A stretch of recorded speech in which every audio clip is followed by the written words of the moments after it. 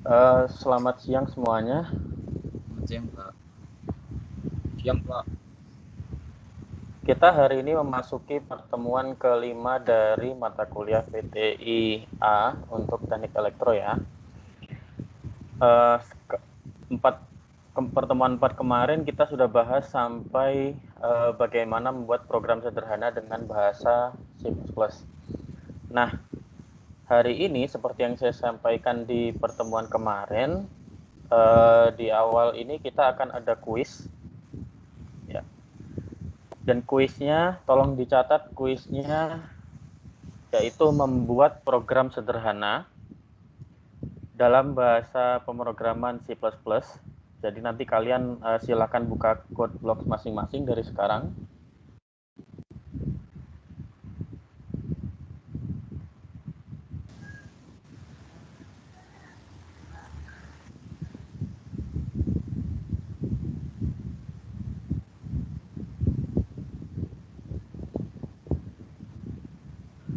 Oke, sudah dibuka semuanya? Sudah, Pak. Nah, sekarang buat file baru. Semuanya sudah coba latihan membuat program ya kemarin? Sudah, Pak. Sekarang coba buat file baru dengan nama bentar. Sekarang coba buat file baru dengan nama kuis 2. Sebentar, saya share saja.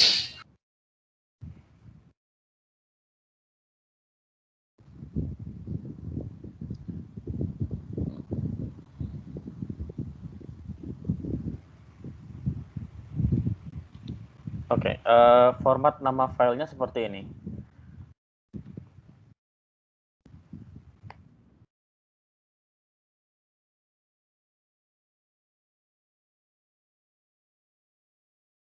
Kelihatan semuanya? Kelihatan, Pak.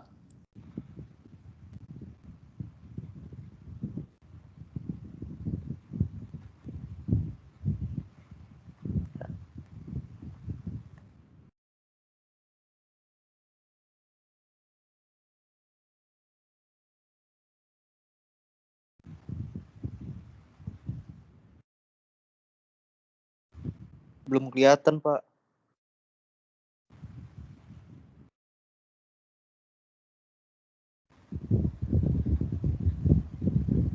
Cuma NIM aja ya, Pak?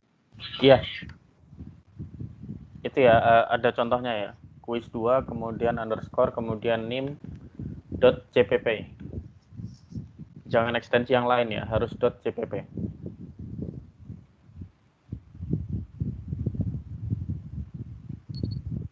Maaf, Pak. Laptop saya masih loading sebentar, Pak. Iya, iya. Saya tunggu, makanya supaya semuanya bisa mulai bersamaan, semuanya buat file dengan nama ini dulu, supaya nanti tinggal mengerjakan.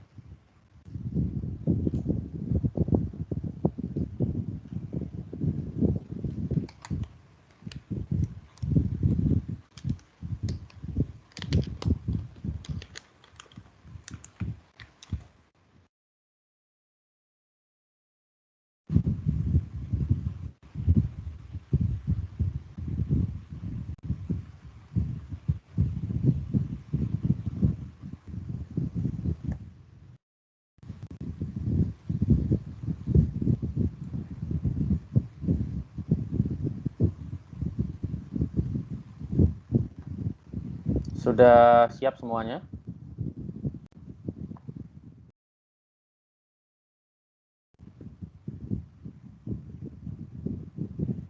Sudah, Pak.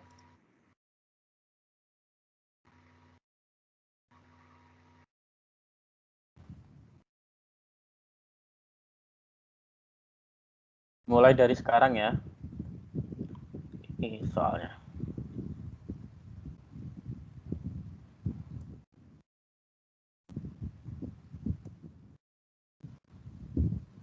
Sudah kelihatan?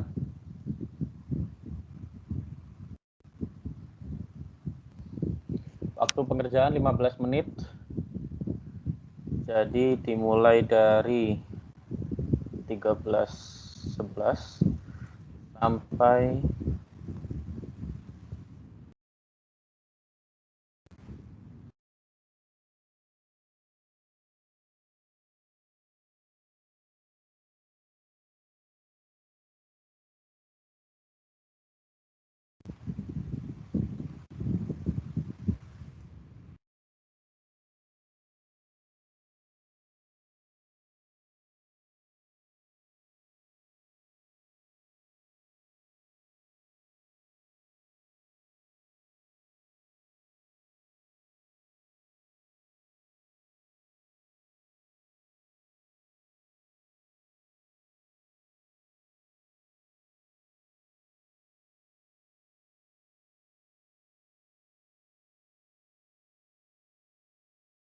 Pak, ya.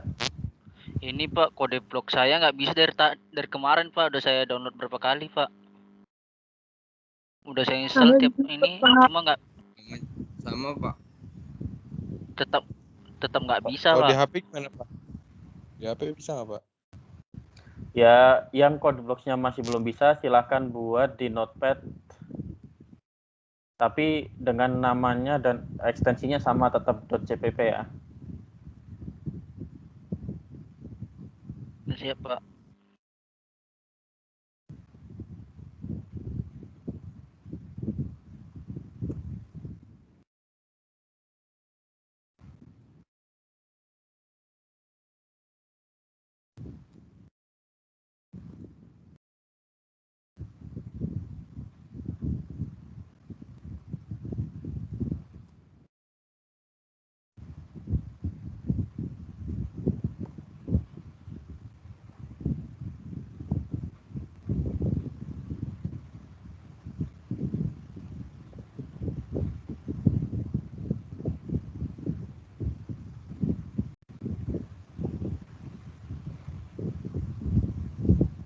Pak ingin bertanya, jadi itu Ya. tiket kedua tuh 25% Maksudnya, dari iya, harganya. maksudnya hanya tiket pertama saja yang harganya 35.000. Jadi kalau misalkan beli 2 tiket, tiket pertamanya 35.000, tiket keduanya didiskon 25%. Kalau beli lebih dari 2 tiket, misalkan tiket pertamanya 35.000, tiket kedua dan seterusnya itu semuanya diskon 25%. Oh, baik Pak.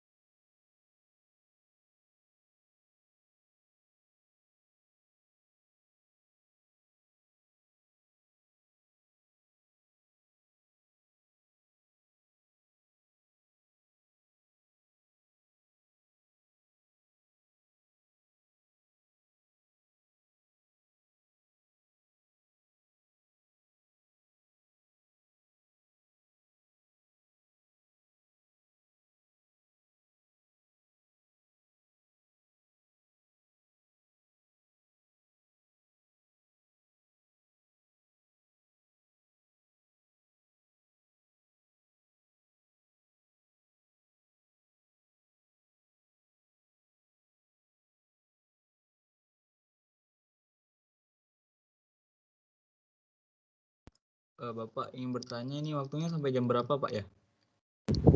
Di situ saya sampaikan kan waktunya sampai jam berapa. Baik, Pak. Terima kasih, Pak. 4 menit lagi ya.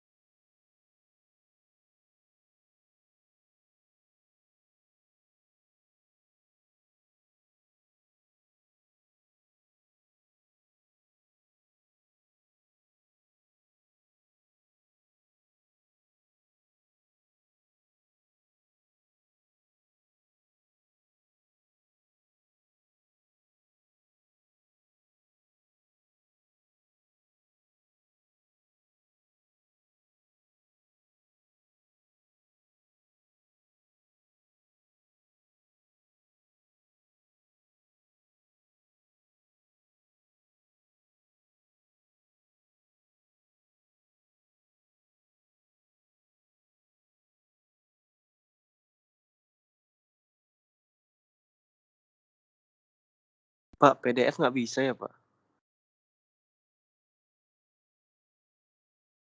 Kan di awal saya sudah bilang buat file dengan nama quiz2_name.cpp itu yang diunggah. Nah, selain itu tidak saya terima.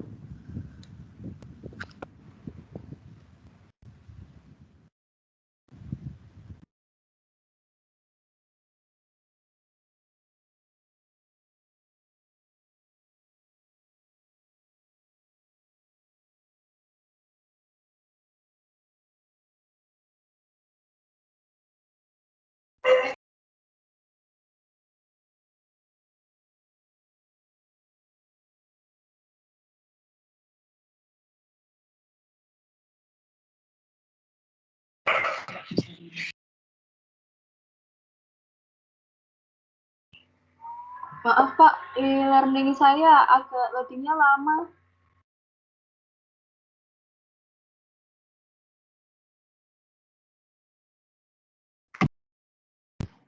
Pak, izin jaringan saya tidak stabil, Pak. Jadi pengumpulan agak sedikit terlambat.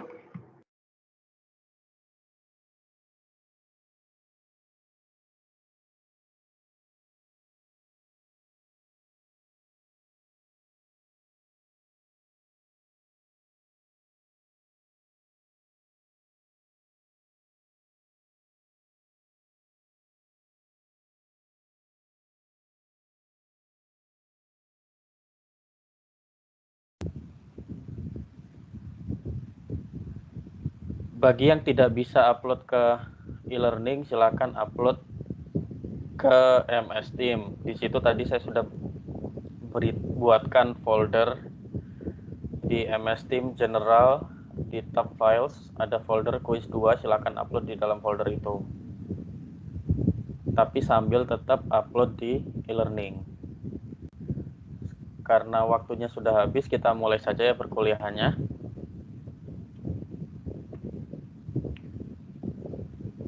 Sebelum saya mulai, tadi ada yang bilang code blocks-nya masih belum bisa dipakai. Permasalahannya apa?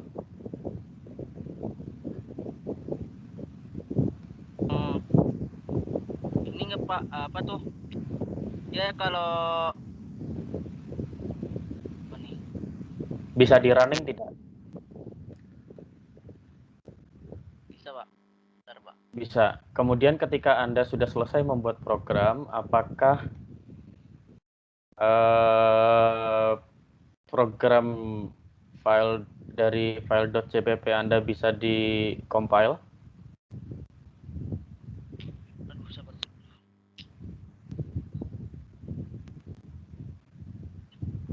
Nggak bisa, Pak.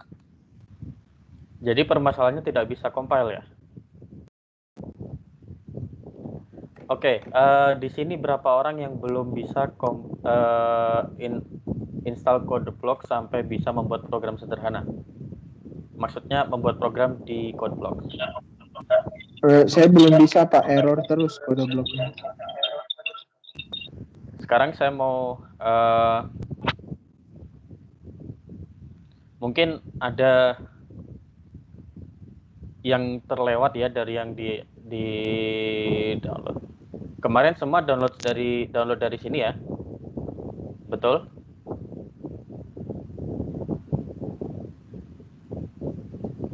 Halo. Iya, Pak. Ya. Iya, Pak. Dari sini kalau sudah buka tab download, kemudian buka binaries. Sampai sini sudah semua ya. Nah, yang belum bisa compile, maksudnya sudah install, sudah bisa dipakai code blocks-nya tapi belum bisa compile, yang di-download yang mana?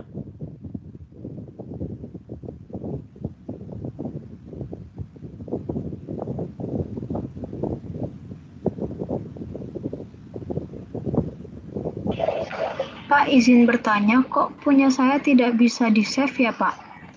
Maksudnya? Filenya ketika saya save tidak ada di file folder saya, Pak.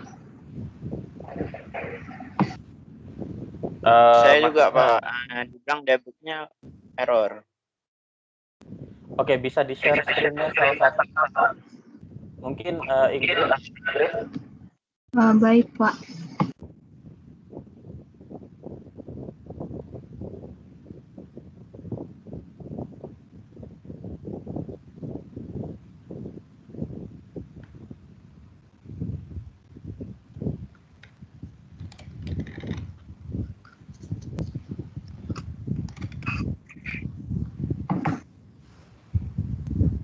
Sudah terlihat, Pak?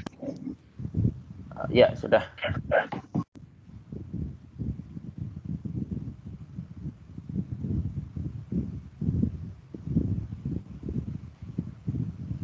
Oke.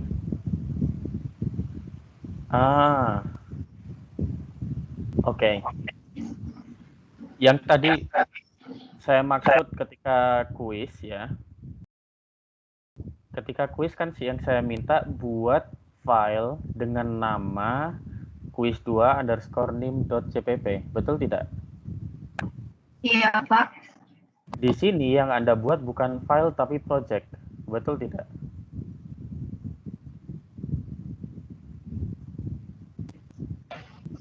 Oh iya, saya salah, Pak. Nah, sekarang coba klik file di kiri atas.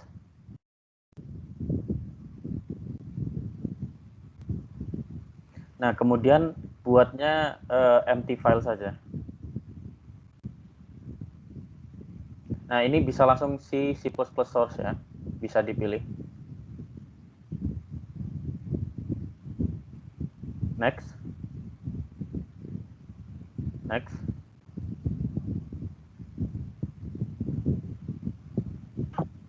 Ini ditulis yang quiz 2 itu Kak, Pak, file name-nya.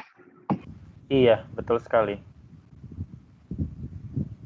Kalau itu dengan full path ya, kalau itu Anda harus pencet tanda tombol titik 3 itu.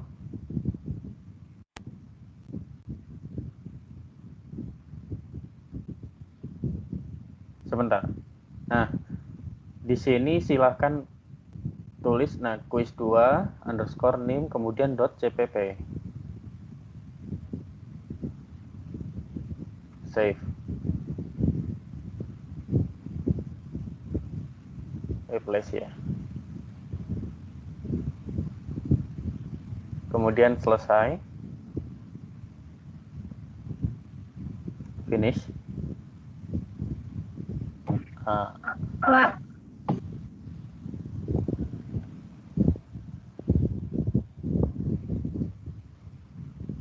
Oke, ini aja. Itu sudah dibuat. Nah, kode yang tadi ditulis di main.cpp di copy semua ke yang sini. baik, Pak.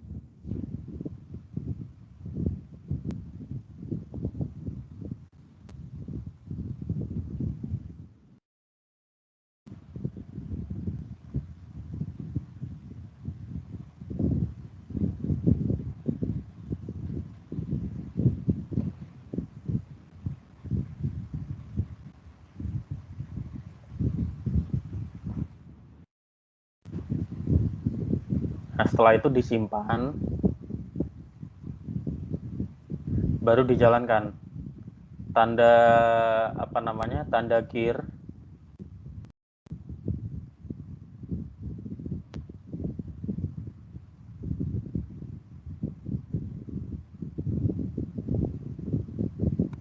Setelah itu, Pak. Setelah itu kalau mau menjalankan, pencet tanda gear. Ya, tanda gear itu untuk compile.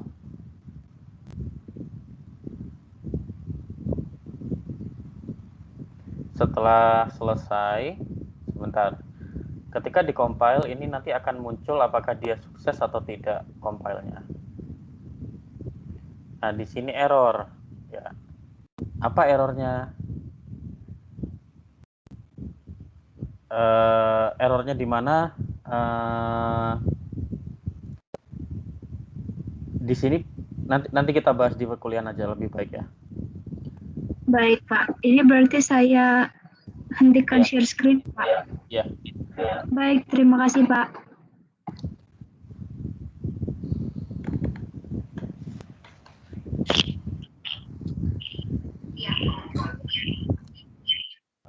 Oke. Ketika Anda download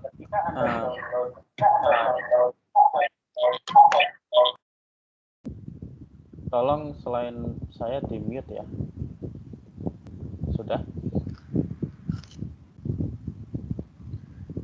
Untuk yang belum bisa compile, berarti mungkin Anda downloadnya hanya yang paling atas. Maksudnya 3 teratas. Di situ Anda hanya menginstal code blocks-nya saja tanpa compiler. Tapi untuk install yang dengan compiler, yang di-download yang ini. yang ada Mingwei setup. Ngerti ya?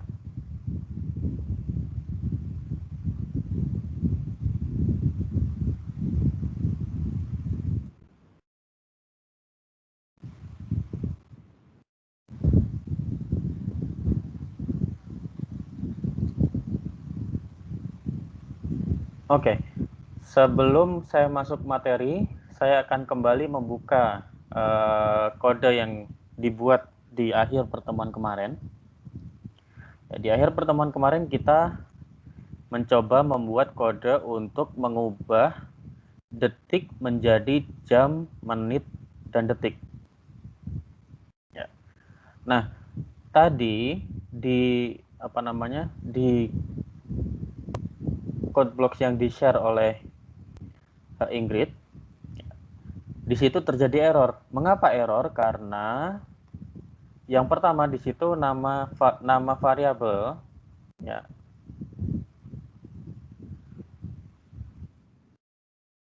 Nama variabel itu seharusnya tidak ada spasi.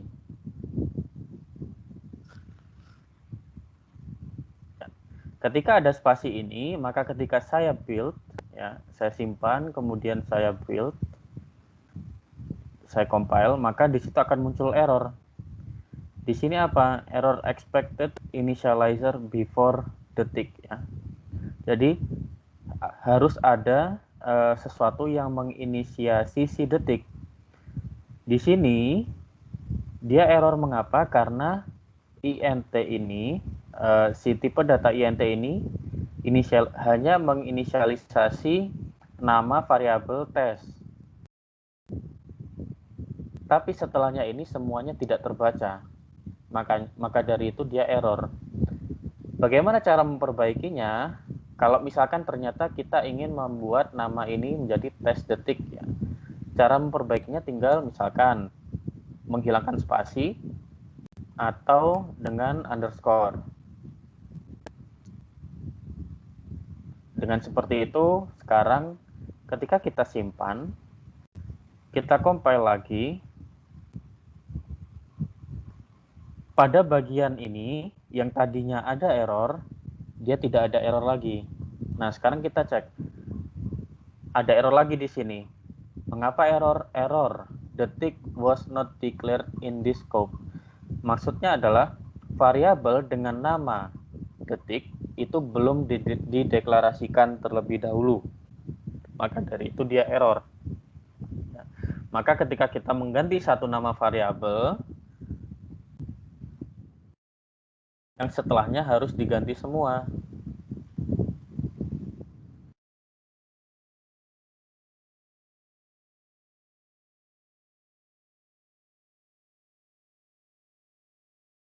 Selesai diganti, disimpan, di-build lagi. Sudah tidak ada error ya. Proses compile selesai, maka kita bisa jalankan program.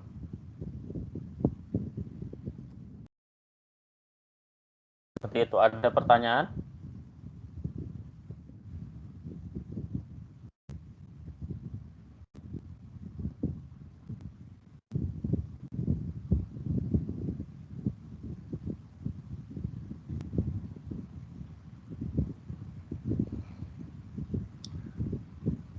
Halo. Iya, Pak. Ada pertanyaan tidak? Belum ada, Pak. Sebentar, Pak. Belum, Pak. Yang masih belum, yang tadi klaim masih belum bisa pakai code blocks-nya, sekarang sudah bisa dipakai atau belum? Pas masukin itu masih belum, pas dijalankan itu belum benar, Pak. Belum benarnya karena error. Maksudnya keluarnya seperti apa? Rumusnya salah. Oke. Iya, Pak. Ya, kalau rumusnya salah berarti Saya memang juga, algoritmanya Pak. belum selesai ya. Cuma muncul jumlah tiket, cuma bisa memasukkan jumlahnya, tapi nggak muncul outputnya, Pak. Oke, nanti akan saya koreksi dulu semuanya. Kalau misalkan ternyata lebih dari 70% yang mengumpulkan kuis hari ini nilainya kurang memuaskan, mungkin saya akan coba carikan alternatif tugas pengganti ya untuk memperbaiki nilainya. Sudah sampai di sini ada yang ditanyakan? Kalau tidak, saya mau masuk ke materi hari ini. Pak. Iya. Atas nama Aidil, dia lagi mati lampu, Pak. Oke. Ya. Tolong di ketua kelasnya dituliskan di ini ya, di komentar ya, di MS Team. Oke, slide-nya sudah kelihatan?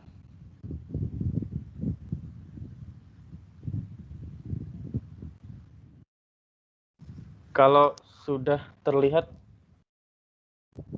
saya bisa mulai. Hari ini materi, ya, hari ini materi kita adalah tentang percabangan. Apa itu percabangan? Kalau diingat di pertemuan, kalau tidak salah pertemuan kedua, ya. Di sana kita mengenal ada 3 jenis flow control yang perlu diketahui, yaitu struktur, kemudian percabangan, struktur atau runtunan, kemudian percabangan, kemudian pengulangan. Ya. Pekan lalu kita sudah belajar tentang runtunan. Hari ini dan minggu depan kita akan belajar tentang percabangan. Apa itu percabangan? Kira-kira yang dimaksud percabangan di sini seperti apa? If else ya, Pak, atau pakai switch. Ya. Jadi yang dimaksud percabangan ini adalah di sini kita akan mempelajari bagaimana kita menerapkan conditional logic atau decision yang kita pelajari di flowchart dan pseudocode. Kita akan mencoba mempelajari itu bagaimana penerapannya di pembuatan program dalam program C++. Nah, tujuan dari materi hari ini adalah yang pertama, kita mampu merancang algoritma ya, untuk menyelesaikan permasalahan-permasalahan yang memuat proses percabangan. Kemudian mahasiswa mampu menjelaskan tentang tabel kebenaran dari suatu operasi boolean. Boolean itu apa? Pekan lalu kita belajar tentang tipe data, kalau tidak salah. Ya. Boolean adalah tipe data yang isinya hanya 2, yaitu true or false. Ya. 0 atau 1. Ya. Maaf, 1 atau 0. 1 itu berarti benar atau true. 0 berarti salah atau false. Kemudian nanti kita juga belajar supaya kita mampu menjelaskan apa saja sih jenis-jenis percabangan dalam suatu bahasa pemrograman, terutama dalam bahasa pemrograman C++. Kemudian nanti kita juga di akhir akan mempelajari sedikit supaya kita bisa menggunakan notasi percabangan pada bahasa pemrograman C++ yang sesuai cara penggunaan notasi percabangan yang tepat. Gitu ya. Nah, materi hari ini intinya hanya ada 2. Yang pertama kita akan belajar tentang struktur percabangan.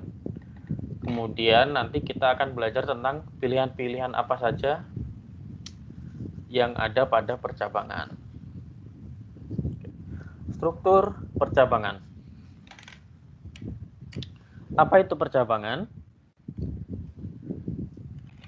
Percabangan itu maksudnya dia berupa struktur percabangan, maksudnya dia struktur algoritma dalam suatu pemrograman di sini, di mana hasilnya itu harus melalui suatu pemeriksaan dari suatu syarat ya. Jadi syarat tersebut akan menentukan pilihan-pilihan yang dilakukan pada langkah-langkah berikutnya. Kalau dalam flowchart, percabangan ini dilambangkan dengan proses desisi, ya, dengan belah ketupat. Kalau diingat dalam flowchart, dalam notasi belah ketupat ini, notasi desisi ini, di dalamnya kita masukkan kondisi apa yang harus dipenuhi. Kemudian ketika kondisinya dipenuhi, maka jawabannya iya, apa saja yang harus dilakukan. Ketika tidak dipenuhi, jawabannya tidak, kemudian apa saja yang harus dilakukan. Ya. Nah, otomatis pada suatu proses percabangan, minimal ada dua bagian yang harus ada. Yang pertama adalah bagian tentang kondisi atau syarat. Ya. Kalau tidak ada kondisi atau syarat ini, maka kita tidak bisa membuat percabangan. Ya. Selanjutnya, kalau kondisi atau syarat itu sudah ada, kita punya perintah atau aksi. Perintah ini akan dijalankan tergantung dengan kondisi yang diberikan. Sampai sini ada pertanyaan?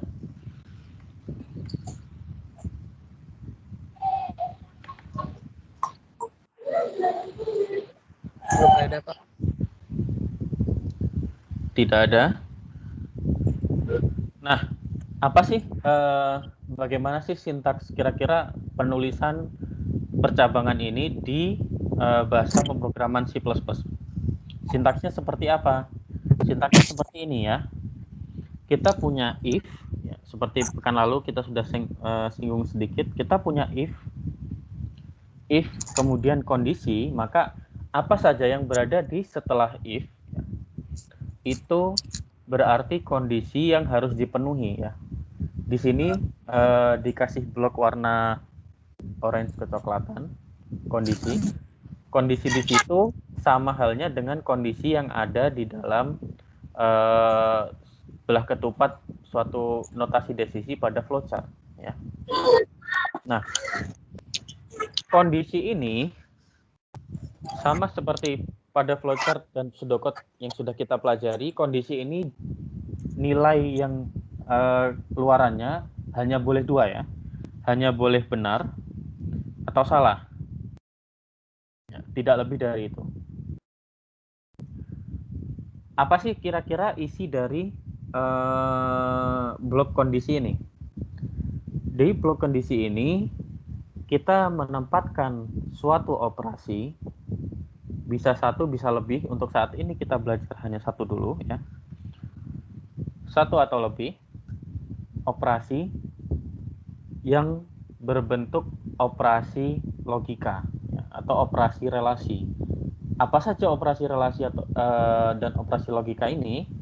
Yaitu operasi sama dengan, kemarin kalau dalam bahasa pemrograman C++ sama dengan 2 kali.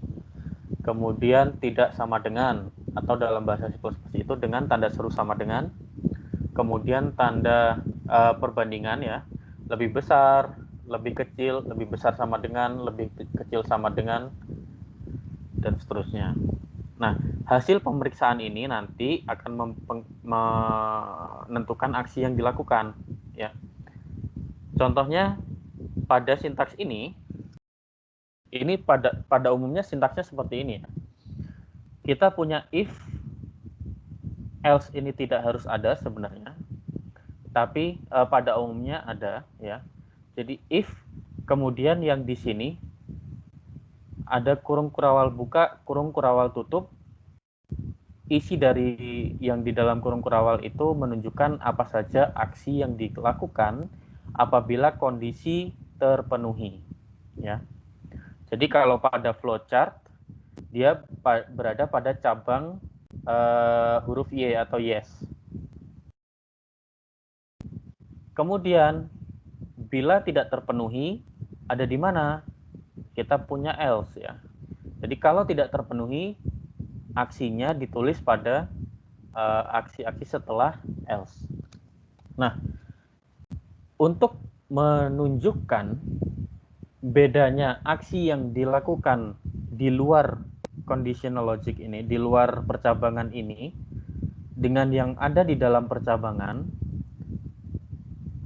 kita menuliskannya dengan cara meletakkan perintah itu di dalam kurung kurawal, ya, di antara kurung kurawal buka dan kurung kurawal tutup, dan posisinya harus atau mungkin kalimatnya sebaiknya masuk dengan posisi yang agak menjorok. Jadi seperti ini. Jadi ini penulisan yang baik seperti ini untuk sintaks dalam suatu percabangan. Ya. Proses cabang itu ada sedikit masuk dari jadi dia tidak sebaris dengan perintah if dan else. Sampai sini ada pertanyaan?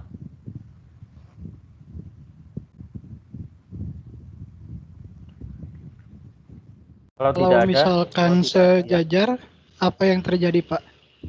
Kalau sejajar, sebenarnya dia tidak ada masalah, ya, selama perintahnya itu ada di dalam kurung kurawal ini. Bahkan dia sejajar dengan if juga tidak masalah sebenarnya. Program akan tetap bisa dijalankan. Tapi untuk proses misalkan pengecekan, misalkan nanti ada kesalahan, ada error, kalian ingin melakukan pengecekan ulang terhadap kode yang kalian buat, kalau dia sejajar maka kita tidak bisa membedakan yang mana perintah yang kita lakukan di dalam percabangan ini, yang mana yang di luar percabangan, begitu.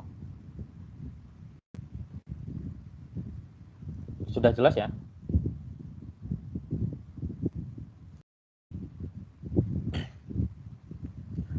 Oke. Sudah, Pak.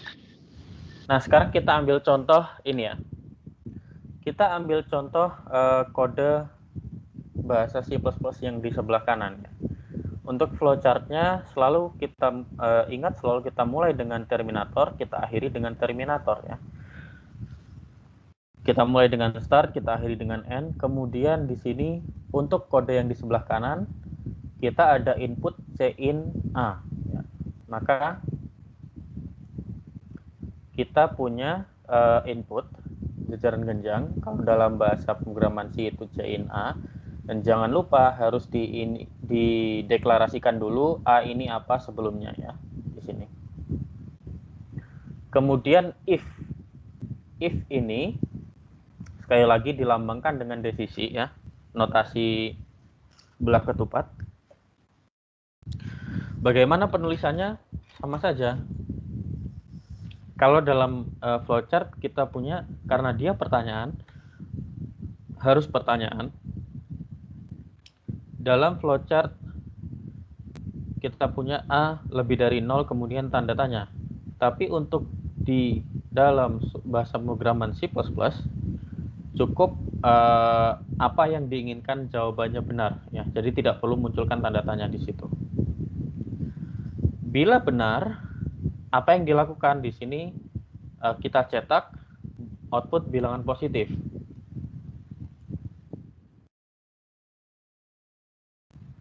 Kemudian jika salah, ya, kan bila benar kita letakkan setelah if secara langsung ya.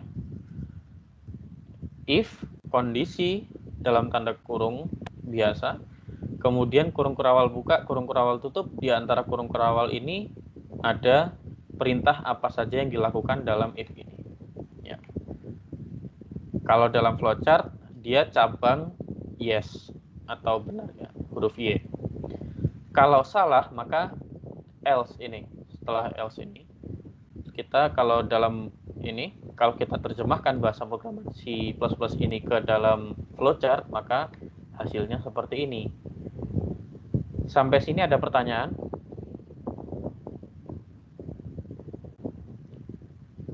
Kalau tidak ada, sekarang saya bertanya, kira-kira dalam matematika, baik flowchart, baik algoritma dalam flowchart ataupun bahasa pemrograman C++ yang ada di layar sekarang ini, kira-kira sudah benar atau tidak algoritmanya?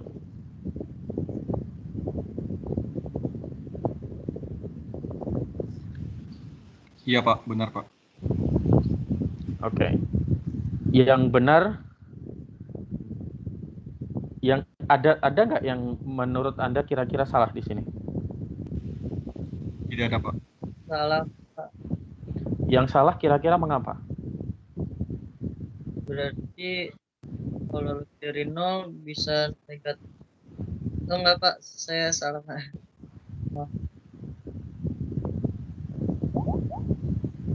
Ya. Oke. Dalam matematika angka 0 itu bilangan positif atau negatif?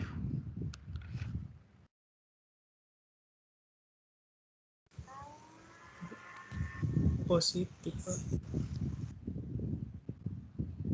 Netral, Pak. Angka 0 itu positif, negatif atau netral? Netral, Pak. Ya, Netral. dia bukan positif, bukan negatif ya. Ya. Tapi yang kita pelajari tadi di awal, percabangan itu hanya bisa jawabannya benar atau salah. Betul tidak? Ya. Nah, sedangkan pada contoh ini kita hanya bisa 2 cabang ya. Nah, kira-kira untuk memunculkan angka 0 itu netral bagaimana?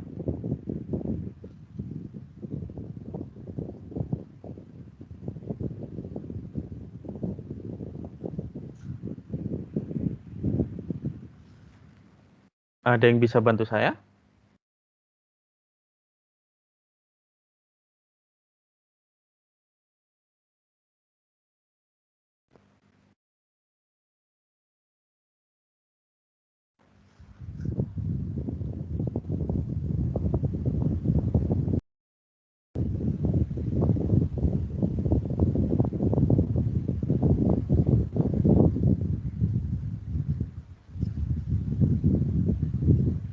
Kira-kira untuk menunjukkan bahwa angka 0 itu netral bagaimana?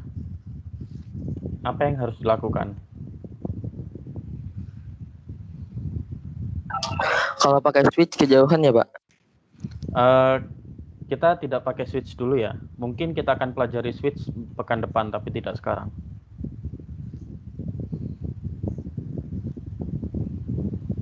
Dalam kondisi kita, misalkan kita hanya bisa menggunakan if, else. Ditambah condition lagi Pak atasnya. Di mana? Kalau di sini tambah kondisi lagi di mana? Di bawah input A sama dengan 0, kalau iya itu bilangan netral, kalau bukan turun nggak. Kalau gitu, oke. Misalkan di sini input ya, A. Kemudian setelah itu maksudnya tadi ada if sampai selesai gitu ya. If A sama dengan 0, dia netral gitu ya. Terus dia ada atau langsung mulai if ini lagi? Ada else. Ya, boleh. Berarti kalau gitu di flowchart kita letakkan di mana itu?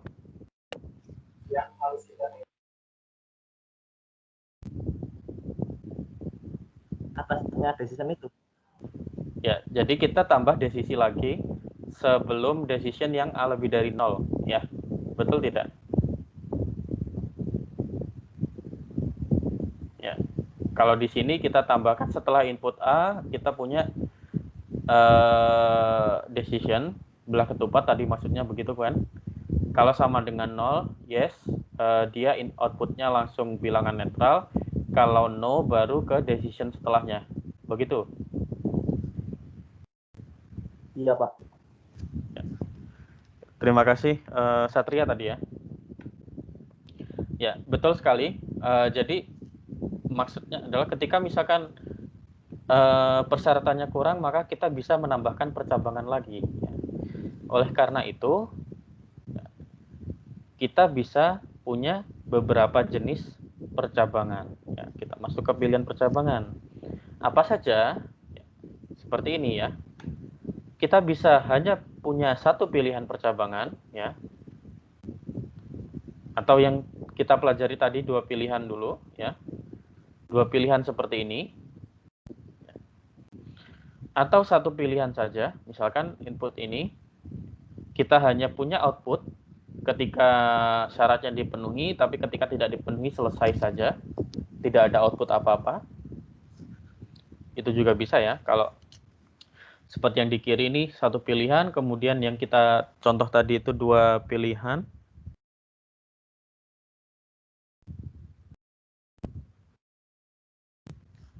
Kemudian kita juga bisa punya banyak pilihan tadi karena misalkan angka 0 itu netral ya. Kalau kita berangkat dari dua pilihan yang kita sudah punya tadi, ya, kita mulai lebih dari 0 dulu. Ya, ini contoh lain algoritmanya ya. Kalau iya, output langsung bilangan positif. Kalau tidak, kita punya persyaratan lain.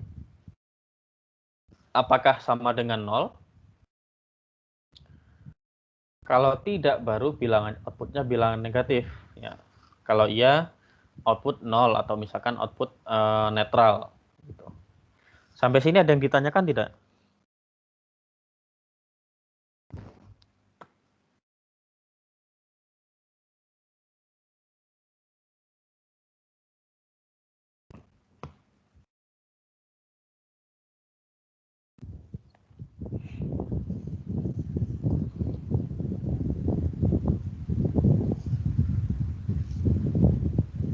Oke, kira-kira flowchart yang paling kanan itu cara membacanya bagaimana?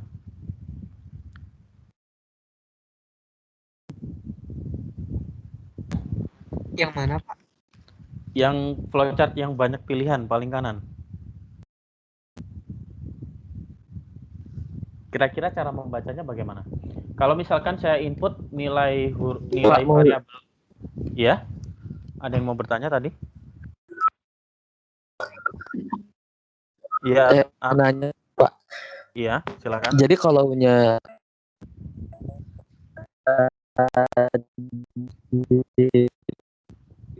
maaf, apa bisa di Ya, Arfa bisa diulangi pertanyaannya? Kalau if sama kemudian else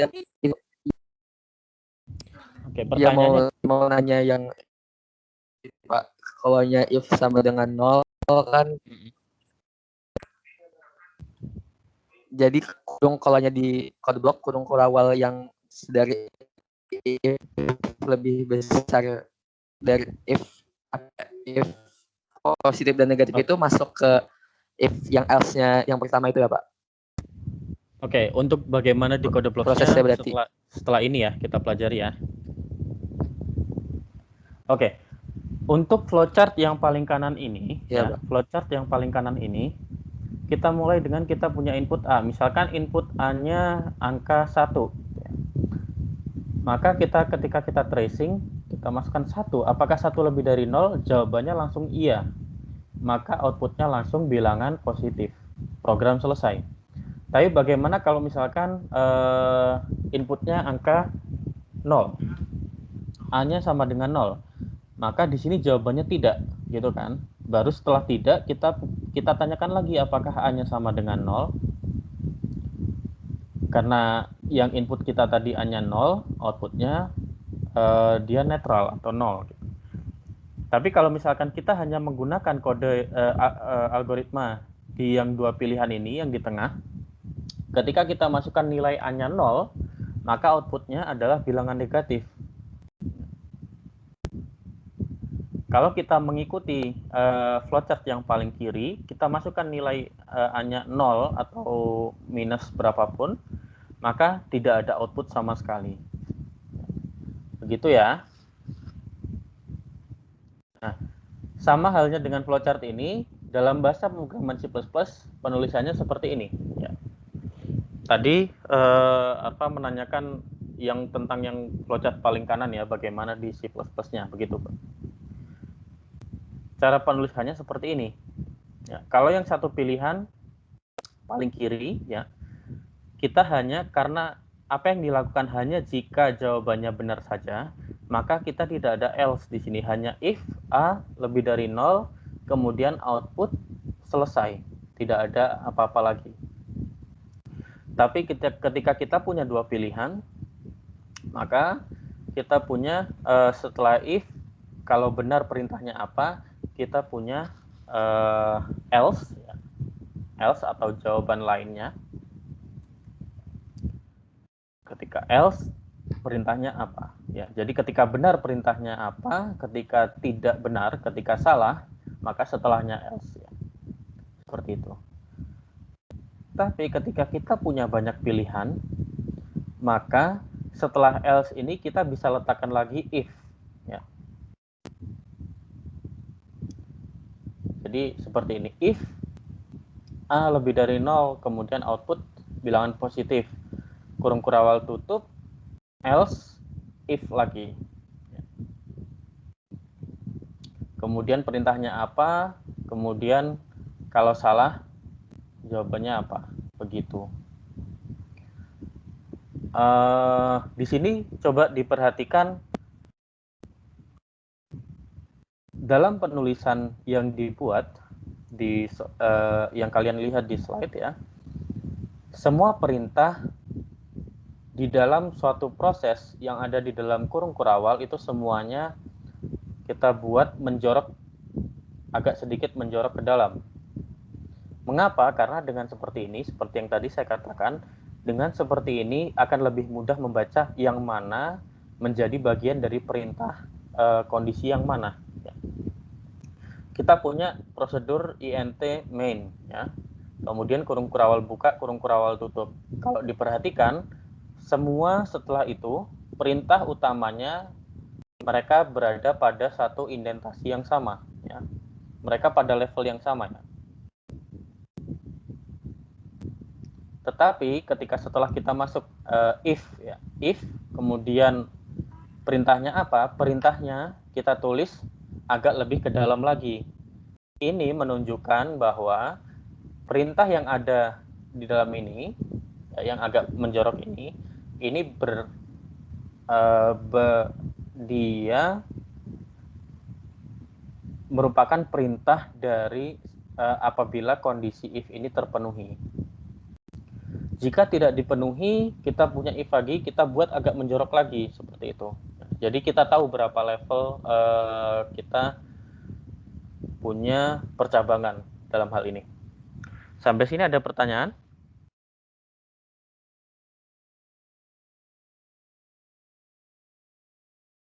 Kalau tidak ada, ya, materinya tinggal sedikit. Setelah itu nanti kita akan banyak latihan, ya. Nah, kalau tidak ada pertanyaan, saya akan masuki tentang prinsip, bagaimana prinsip penggunaan percabangan yang tepat di dalam suatu bahasa pemrograman, terutama bahasa pemrograman C++, ya. Pada prinsipnya, Pak. Ya, silahkan. Maaf Pak, mau tanya yang tadi percobaan yang ketiga. Oke, ya. Yang 3 pilihan. Ya. Itu di samping yang main itu buka kurung, setelah itu tutup kurung biasa atau apa Pak? Ya, jadi nanti akan kita pelajari di mungkin pertemuan di atas pertemuan 10 ya, kalau tidak salah, tentang fungsi user defined function. Nah, pada dasarnya dalam bahasa pemrograman C++, ini int main ini berfungsi sebagai suatu prosedur atau suatu fungsi sendiri, ya, fungsi yaitu fungsi main atau fungsi utama di sini. Jadi fungsi yang dibaca pertama kali oleh program. Nah, kemudian di sini maksudnya adalah apa? Fungsi ini dia outputnya berupa integer, nama fungsinya main, kemudian yang dalam kurung ini nanti kita pelajari, dalam kurung ini bisa sebagai input apa saja di dalam fungsi, tapi karena dalam fungsi main ini kita tidak melibatkan input dari luar, maka cukup kurung buka, kurung tutup biasa, baru kurung kurawal buka, kurung kurawal tutup. Nah, seperti yang saya katakan tadi, si fungsi main ini dalam hal ini dia bertipe integer, maka di akhir harus ada return 0. Ya. Return 0 ini maksudnya apa? return itu maksudnya adalah nilai yang dikembalikan oleh fungsi ini kepada program, ya. Di sini apa yang dikembalikan? Nilai 0. Ya, karena 0 integer, kita boleh pakai ini, ya. Seperti itu. Ada pertanyaan lagi? Oke, terima kasih, Pak. Oke. Kita lanjutkan tentang prinsip percabangan, ya. Seperti yang saya sampaikan tadi, pada dasarnya pada suatu percabangan, ya, itu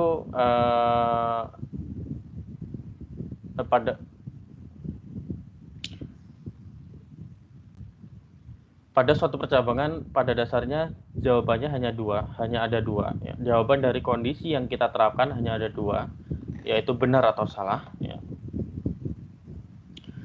Kemudian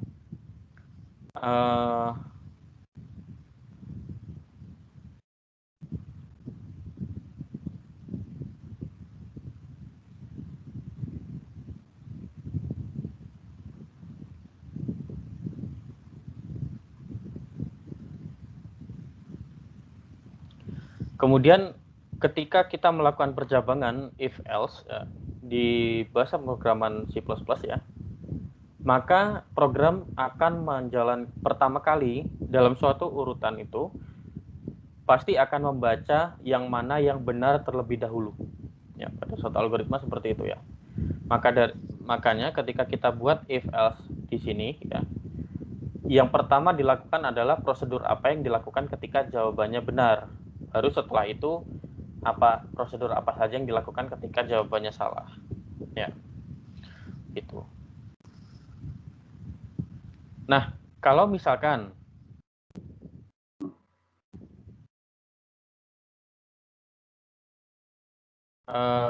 kita punya percabangan lain, ya.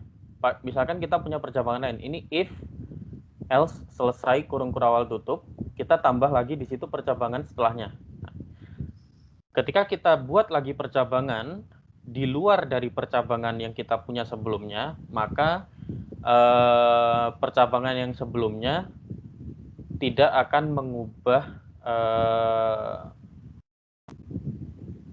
maksudnya percabangan yang dilakukan sebelumnya tidak akan berpengaruh pada percabangan setelahnya, kecuali jika perintah yang ada di dalamnya itu mengubah nilai dari suatu variabel misalnya.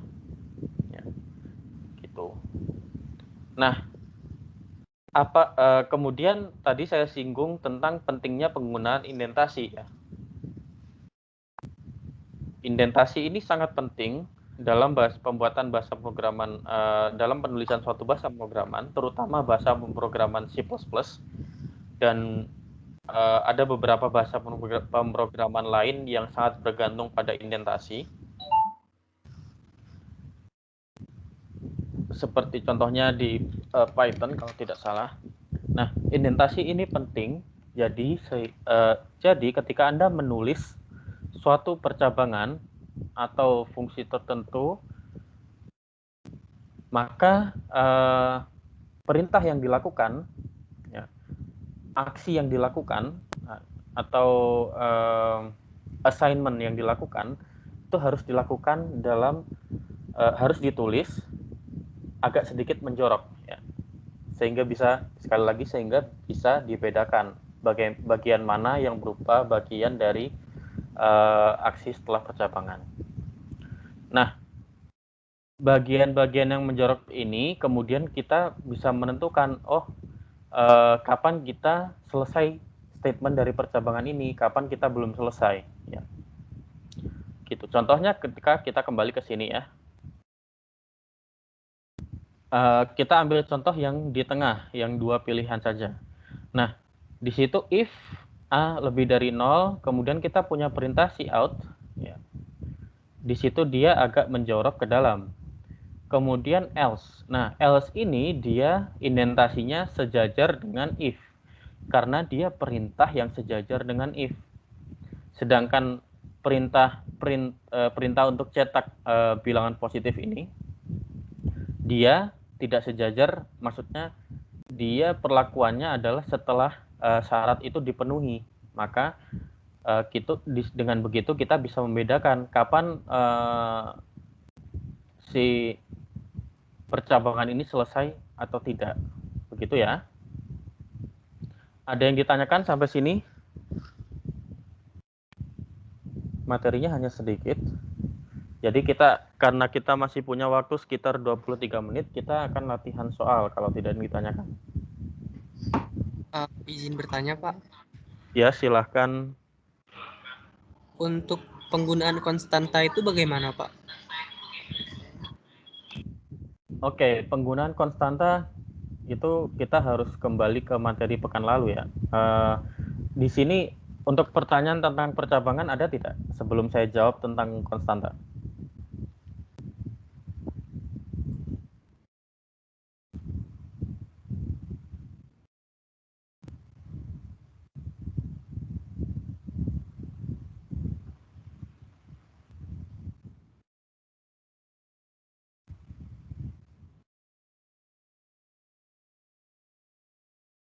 Ada pertanyaan tentang percabangan tidak? Kalau tidak ada, saya akan menjawab pertanyaan tadi tentang konstanta ya. Sudah kelihatan slide-nya? Sudah, Pak. Sudah. Bagaimana penggunaan konstanta? Seperti yang disampaikan pekan lalu ya. Pertama, sama seperti suatu variabel atau fungsi harus dideklarasikan terlebih dahulu ya. Dengan cara apa? Di situ kita deklarasinya adalah kalau konstanta itu selalu dengan const ya, const, kemudian spasi tipe datanya apa ya. Kemudian spasi nama konstantanya apa, langsung sama dengan nilainya berapa. Begitu cara deklarasi suatu konstanta. Untuk cara deklarasi konstantanya ada yang ditanyakan? Jadi, Pak, jika kita masukkan, diaplikasikan ke kuis tadi itu, konstanta 35.000 itu bisa dimasukkan konstanta, Pak? Bisa tinggal buat const int, kemudian misalkan harga tiket gitu kan, harga tiket sama dengan 35.000. Itu juga bisa. Betul sekali. Nah, dengan seperti itu nanti di main program kita tidak perlu lagi menuliskan angka 35.000, atau kalau dalam yang ada di slide ini kita tidak perlu lagi menuliskan angka 1000, melainkan nama konstantanya apa. Seperti di sini kita hanya tinggal menuliskan nama konstantanya 1000 SERIBU. Di sini program akan membaca nilai dari konstanta ini adalah 1000. Begitu. Sudah dimengerti? Jadi Pak, untuk penggunaan huruf kapital dan huruf kecil itu berpengaruh dong Pak? Huruf kapital seperti yang disampaikan pekan lalu, bahasa pemrograman C++ ini dia case sensitif ya. Dia sensitif terhadap jenis-jenis karakter yang digunakan ya. Jadi ketika menggunakan huruf kapital, misalkan nama dari konstanta 1000 ini huruf S-nya pakai huruf kapital, maka setelahnya itu semuanya, kalau kita mau menuliskan 1000 seperti nama konstanta ini, huruf S-nya harus kapital semua. Begitu ya? Iya Pak, makasih Pak. Oke, sekarang kita latihan soal.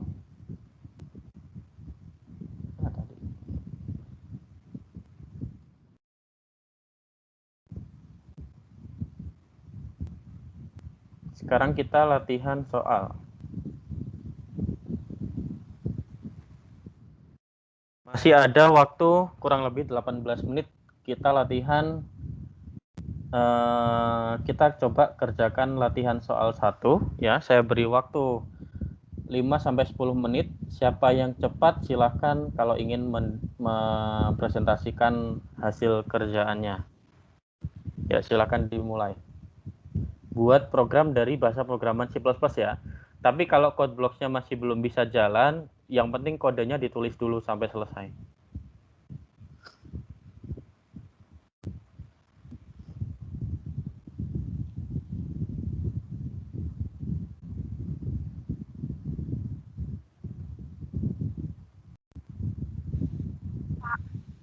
Ya. Saya mau nanya, kan saya mau bilang kode blok saya itu nggak bisa gitu Pak. Terus habis itu saya pakai aplikasi yang dev C++ gitu, itu bisa nggak Iya. Pak? Boleh. Sama saja. Ya, submit e-learning juga pakai dev C++. Boleh. Karena nama ekstensinya juga tetap CPP kan. Yang penting bisa dijalankan C++-nya. Cuman mungkin resikonya ketika nanti praktikum, asistennya mungkin tidak terlalu mengenali environment dari dev C++. Kalau bagi saya terserah Anda mau pakai dev C++ atau CodeBlocks atau Visual Studio Code atau yang lainnya, itu silahkan. Yang penting programnya bisa dijalankan. Oh iya Pak, makasih Pak. Ya, silahkan buat program untuk latihan 1 ini ya.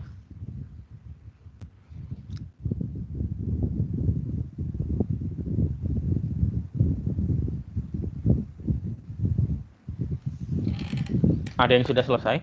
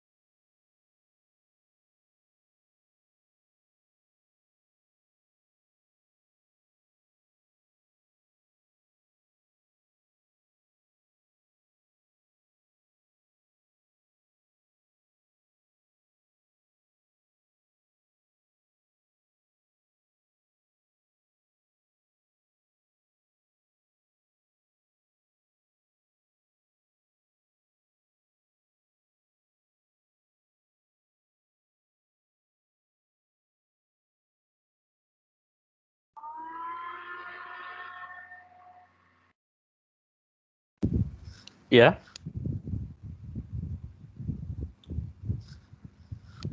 Ada yang sudah selesai?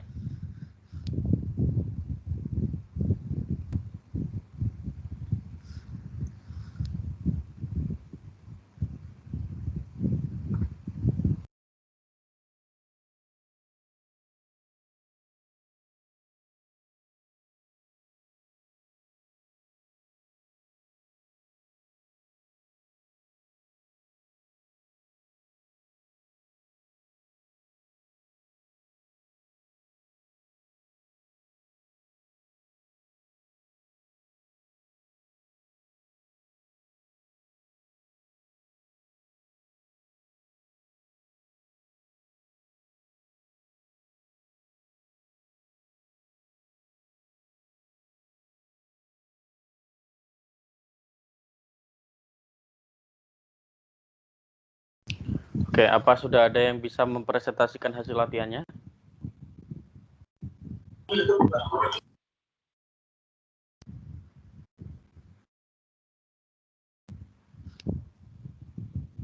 Secara sederhana aja ya Pak. Ya boleh, langsung share screen saja.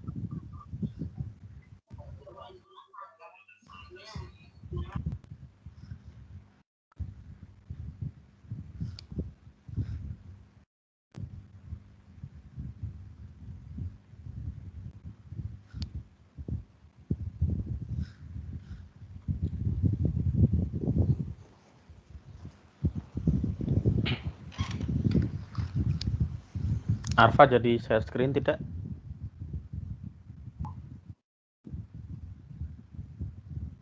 Iya Pak, bentar Pak, agak nge-lag. Bentar Pak, agak nge-lag.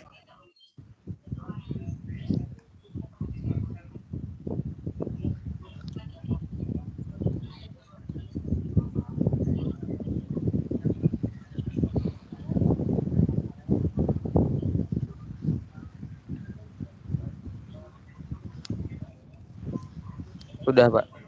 Iya. Ya kira-kira kayak gini Pak.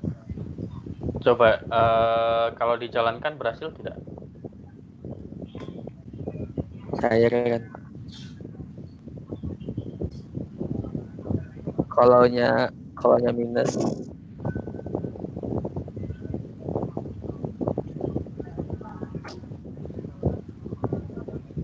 Kolonnya yang bekunya ya Pak, minus 2 Pak misalnya. Beku. Ya silakan, bisa dijalankan tidak program? Sudah Pak. Oh dia, berarti saya harus share screen anunya ya Pak. Karena kan CMD Windows beda lagi. Iya. Share screen apa namanya? Desktopnya saja. Oke Pak, udah kelihatan Pak.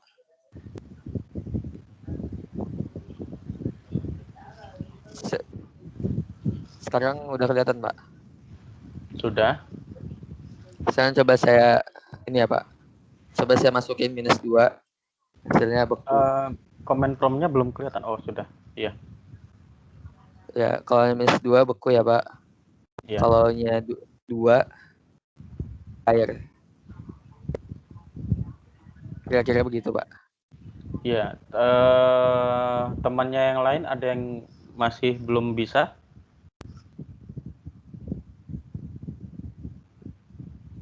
Ya, kalau masih belum bisa nanti tanya ke Arfa ya, tugasnya Arfa buat menjelaskan ya. Iya Pak. Ya. Oke, bisa di stop share screen-nya. Udah Pak.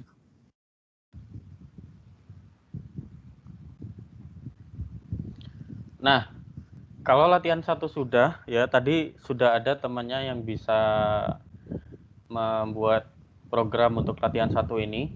Mudah ya sebenarnya ya, menulisnya. Untuk yang belum bisa, jangan sungkan-sungkan untuk bertanya. Ya, jadi kalau misalkan code blocks-nya masih belum bisa, atau masih ada yang ditanyakan soal bagaimana menulis program sederhananya, tolong tanya. Kalau tidak tanya, saya tidak tahu permasalahannya ada di mana, begitu ya. Boleh bertanya di luar perkuliahan, saya tidak masalah, selama saya ada waktu. Kita masuk ke latihan 2. Ya, sekarang, oke. Ini tadi program dari Arfa sebenarnya menjawab latihan 2 ya. Kalau misalkan kurang dari sama dengan 0, dia beku. Kalau lebih dari, maksudnya else, itu cair. Nah sekarang kalau untuk latihan 3, tadi semuanya sudah melihat kode dari Arfa bagaimana dan sudah bisa jalan. Bisa dikembangkan menjadi program untuk latihan 3, silakan. Saya beri waktu, ini karena cepat mungkin 2-3 menit selesai. Barangkali ada yang sudah bisa presentasi selain Arfa.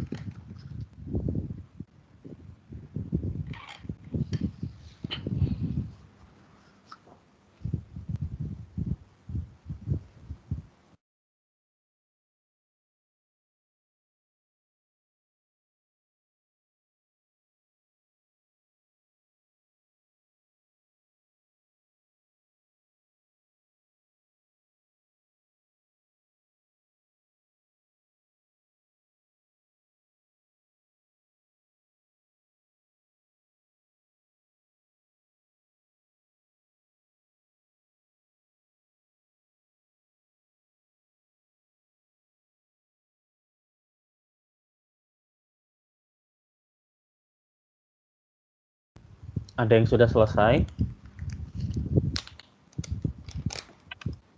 Maaf Pak, mau nanya Pak. Iya, silahkan. Untuk nama yang INDL itu dipakainya kapan aja Pak? Oh, ENDL. ENDL itu sebenarnya dia pertanda bahwa kita suatu baris itu selesai. Jadi kalau misalkan kalian mau print sesuatu di konsol. Nah, kalau misalkan tidak pakai ENDL, maka perintah setelahnya kalau misalkan Anda print lagi, dia akan lanjut di sebelah kanan. Tapi kalau pakai ENDL, nanti kata setelahnya akan turun ke bawah. Jadi dipakai di setiap kalimat gitu nggak apa-apa Pak? Boleh, boleh. Oh ya, sih Pak. Untuk latihan 3 ini ada yang sudah selesai?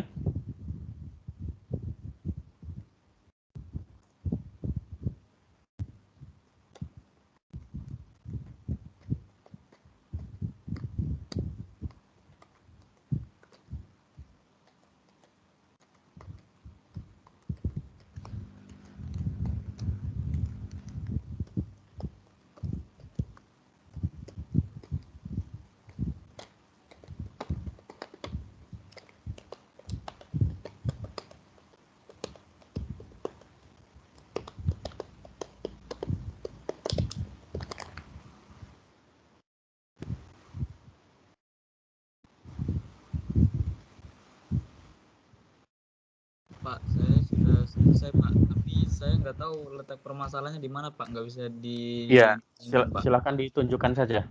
Baik Pak.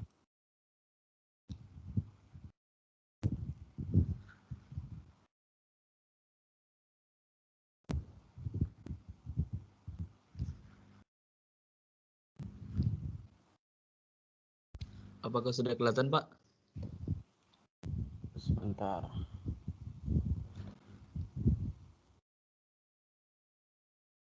Sudah? Ini Pak, saya coba build kan Pak. Iya. Nah, dia begini Pak, nggak mau jalan. Nah, dia yang pertama, error pertama adalah expected titik koma sebelum INT. Maka coba diklik error yang pertama. Error yang pertama Pak, ini Pak. Ya, dipencet aja. Ya udah Pak. Sudah. Ya. Nah, di situ apa pesan dari errornya? Udah Pak, ini ya. Kekurangan titik koma sebelum INT Pak.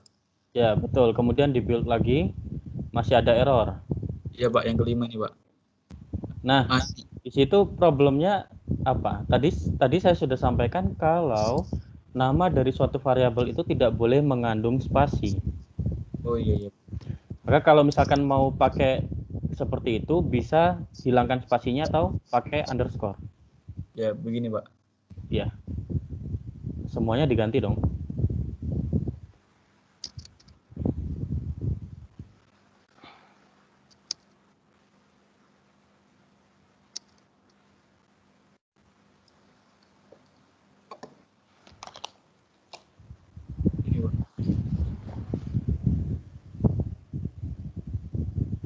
Ya, nah kemudian sekarang errornya adalah untuk operator C-in dia pakai tanda lebih besar atau lebih kecil?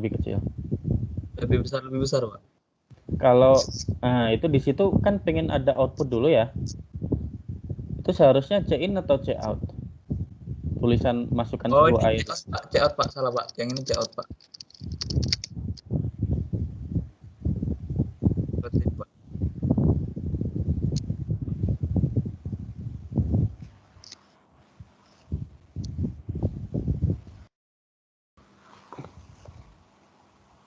Masih sudah bisa dijalankan belum? Itu tanda itunya kebalik Pak. Oh iya. Sikutnya.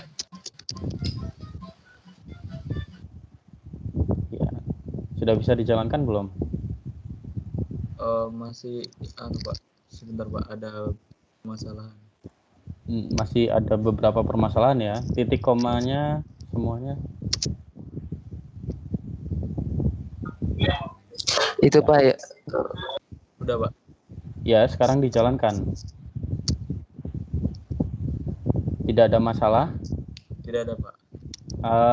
Tolong tunjukkan comment prompt-nya dong. Jadi yang di-share desktop-nya saja. Ketika coba share screen ulang, tapi share-nya desktop, jangan hanya code blocks-nya saja. Oh iya, Pak. Apakah sudah kelihatan, Pak? Tunjukkan hasil running programnya.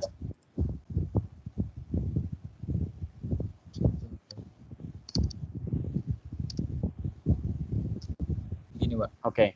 Sekarang dari kode yang sebentar, panggilannya siapa? Aswir, Pak. Aswir. Dari kode yang Aswir tulis, coba di running, kemudian masukkan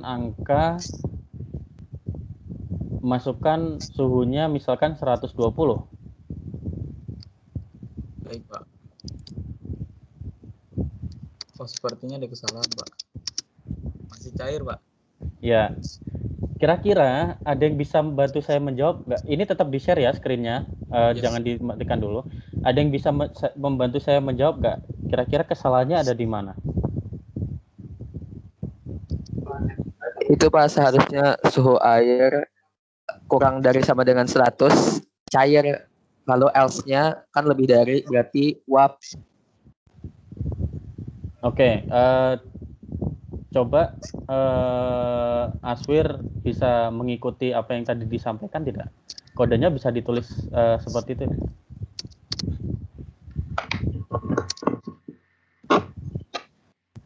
Seperti ini, Pak. Iya. Kurang dari sama dengan atau kurang dari saja? Oh, maaf, Pak, kurang dari, Pak. Yang ini di bawah kurang dari sama dengan, Pak. Oke, boleh. Terus dijalankan. Misalkan 120. Ya, Pak, nih, Pak. 1000 derajat, Pak. 12.000 derajat, Pak. Wah, Pak. Sudah bisa ya? Nah, Sudah kira-kira tadi kesalahannya ada di mana? Coba kembalikan kodenya seperti kode yang sebelumnya tadi.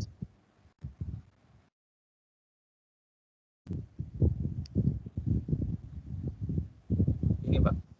Ya. Nah, kira-kira kesalahannya ada di mana? Karena suhu air kalau lebih dari 0 itu, Pak, dia termasuk juga lebih dari 100, Pak. Jadi dia nggak termasuk, Pak, yang lebih dari sama dengan 100 karena dia udah masuk lebih dari 0 duluan, Pak. Iya, betul sekali ya. Jadi maka dari itu tadi pada suatu percabangan yang dibaca urut-urutannya pasti yang benar terlebih dahulu ya. Kalau misalkan dia sudah masuk yang benar, setelahnya tidak akan dibaca lagi. Gitu ya. Semuanya mengerti? Oke, sebelum saya akhiri perkuliahannya, nanti di slide itu ada satu latihan lagi yang bisa dikerjakan. Ini bukan tugas ya, jadi bisa dikerjakan sendiri-sendiri untuk mencoba saja. Nah, sebelum saya akhiri, ada pertanyaan tidak?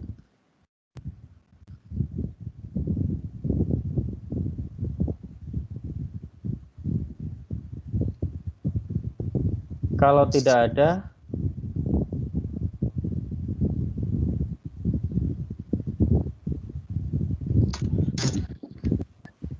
permisi Pak, mau bertanya. iya, silakan. Untuk tadi kuis itu kan yang dimasukin di e-learning tidak bisa. Sekarang saya coba juga tadi tidak bisa. Jadi bagaimana ya Pak? Tadi kan saya minta kalau tidak bisa langsung upload ke MS Team. Iya, sudah saya upload Pak.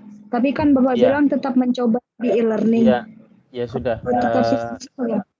Selama ada di MS Team tidak masalah. Baik, terima kasih Pak. Karena di MS Team juga saya bisa lihat kalian uploadnya jam berapa ya. Baik, terima kasih Pak. Oke, kalau tidak ada pertanyaan lagi, perkuliahan hari ini saya akhiri. Selamat sore. Assalamualaikum warahmatullahi wabarakatuh. Waalaikumsalam warahmatullahi wabarakatuh.